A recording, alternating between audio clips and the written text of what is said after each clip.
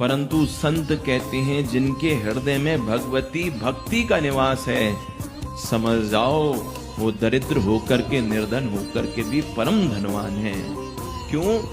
क्योंकि जिसके हृदय में शक्ति भगवती आ जाती है, भक्ति आ जाती है, तो भगवान जैसे ही देखते हैं कि मेरे भक्त के हृदय में भगवती आ गई हैं, तो हरिरपि निज लोकम सर्वथातो विहाय, फिर भगवान अपने घर को छोड़ करके भक्ति सूत्रोपनिधा उस भक्त के हृदय में जाकर के भगवान भक्ति के प्रेम में बंध जाते हैं।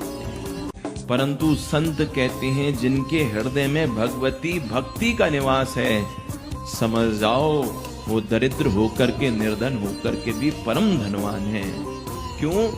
क्योंकि जिसके हृदय में शक्ति भगवती आ जाती है, भक्ति आ जाती है, तो भगवान जैसे ही देखते हैं कि मेरे भक्त के हृदय में भगवती आ गई हैं, तो हरिरपि निज लोकम सर्वथातो विहाय, फिर भगवान अपने घर को छोड़ करके भक्ति सूत्रोपनिधा उस भक्त के हृदय में जाकर के भगवान भक्ति के प्रेम में बंध जाते हैं।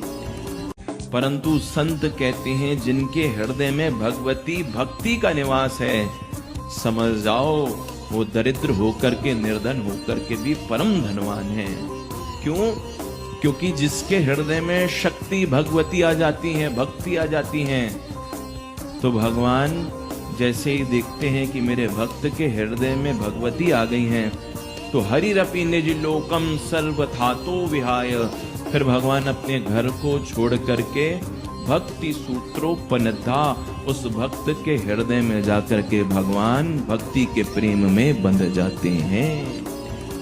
परंतु संत कहते हैं जिनके हृदय में भगवती भक्ति का निवास है, समझ जाओ वो दरिद्र होकर के, निर्धन होकर के भी परम धनवान है। क्यों?